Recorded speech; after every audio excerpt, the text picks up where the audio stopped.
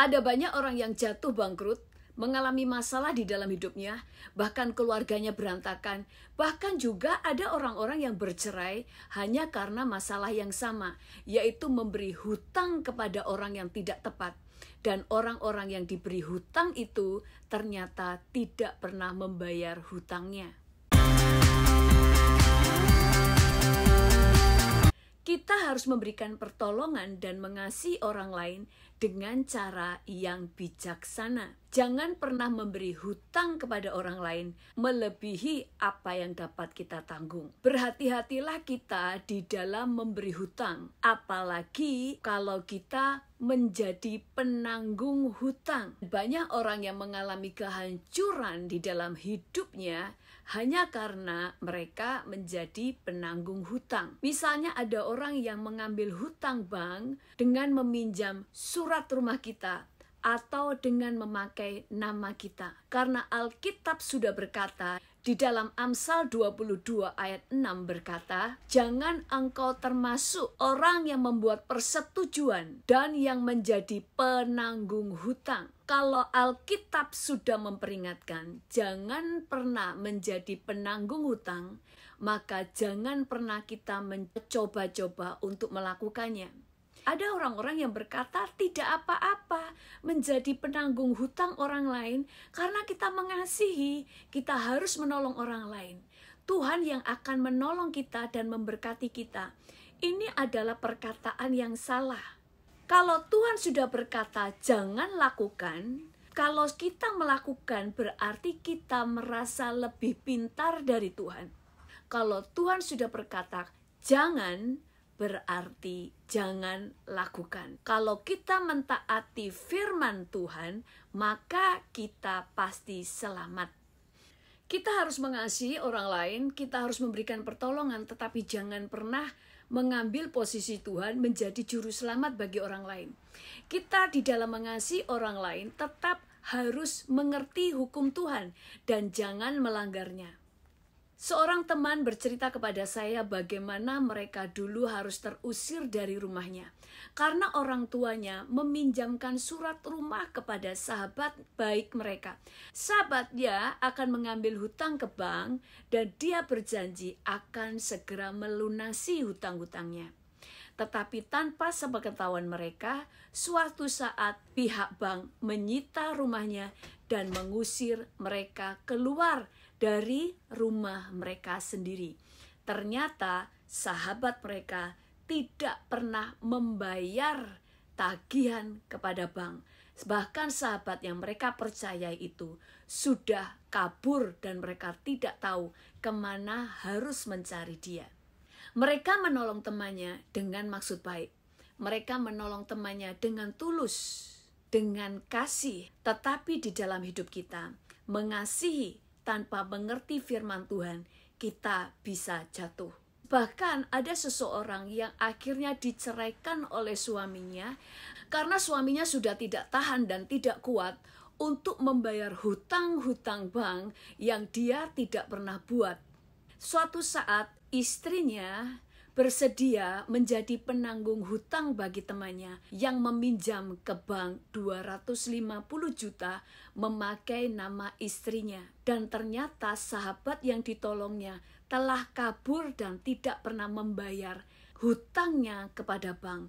Sehingga bank menagih kepada istrinya. Dan mereka tidak pernah dapat menyelesaikan hutang-hutang yang dibuat temannya karena mereka hanya sanggup membayar bunga dari hutang-hutang yang dibuat oleh temannya. Dan bunga itu terus berkembang dan dia tidak pernah dapat menyelesaikannya. Jadi jangan pernah sekalipun saudara menjadi penanggung hutang bagi orang lain.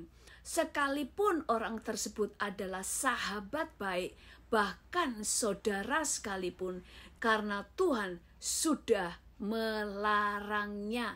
Jadi kita harus mentaatinya. Kalau kita tidak mau mentaati apa yang Tuhan larang, maka pada waktu kita melakukannya, kita tidak ada di bawah proteksi Tuhan.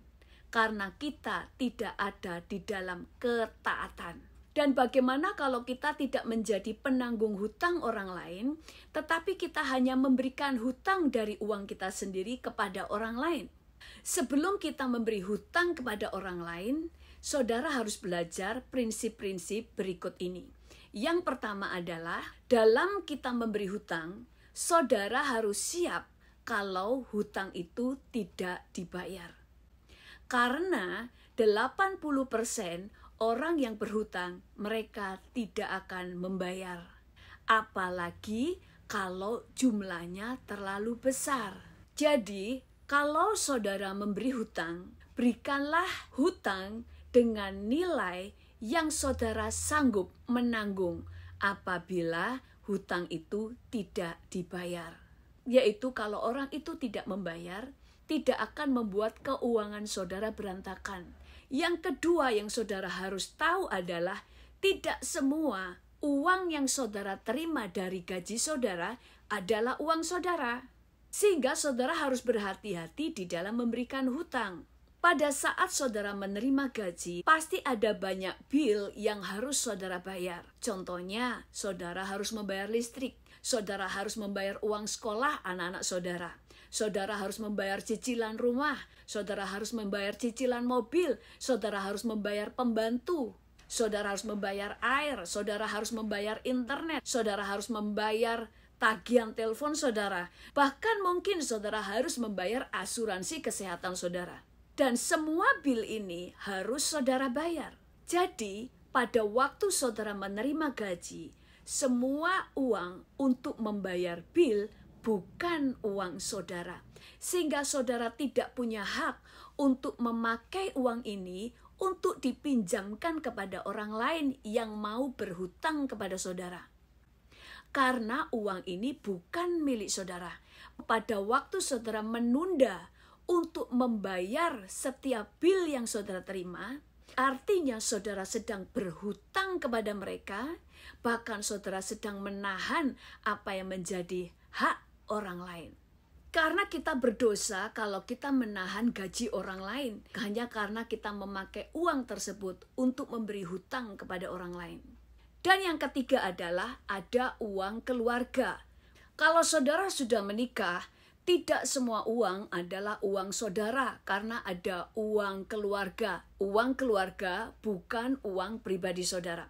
Contohnya, uang makan, uang kebutuhan bulanan untuk mencukupkan kebutuhan keluarga. Uang tabungan masa depan adalah uang keluarga, bukan uang saudara pribadi. Uang untuk membayar bil dan uang keluarga jangan pernah disentuh. Kalau sampai saudara memakai dua keuangan ini untuk memberi hutang kepada orang lain, pada waktu tidak dibayar, maka dampaknya akan membuat berantakan seluruh keuangan keluarga, dan yang akan menanggung penderitaan adalah seluruh keluarga kita. Mereka ikut kena dampak dari apa yang kita lakukan untuk menolong orang lain. Dua keuangan ini harus kita jaga, harus kita pagarin dari orang luar. Sehingga kalau ada orang yang minta tolong atau ingin berhutang, jangan pernah menyentuh dua keuangan ini. Saudara harus menolong orang lain dengan bijaksana.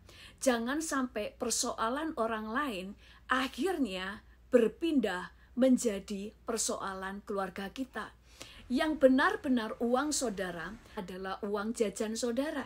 Kalau saudara meminjamkan kepada orang lain hanya dari uang jajan saudara, pada waktu orang itu tidak membayar, yang kena dampak hanya saudara, tetapi keluarga saudara tetap aman dan tetap selamat. Jangan pernah tertuduh dan terintimidasi. Kebanyakan orang yang akan meminjam uang, mereka akan berkata, apakah kamu gak percaya sama saya? Masa kita sahabat lama kamu gak percaya? Kamu takut kalau saya gak bayar hutang? Kamu kok gak punya kasih? Jangan pernah terintimidasi. Karena pada waktu saudara menikah, uang saudara bukan milik saudara sendiri. Keputusan yang salah akan menghancurkan seluruh keluarga.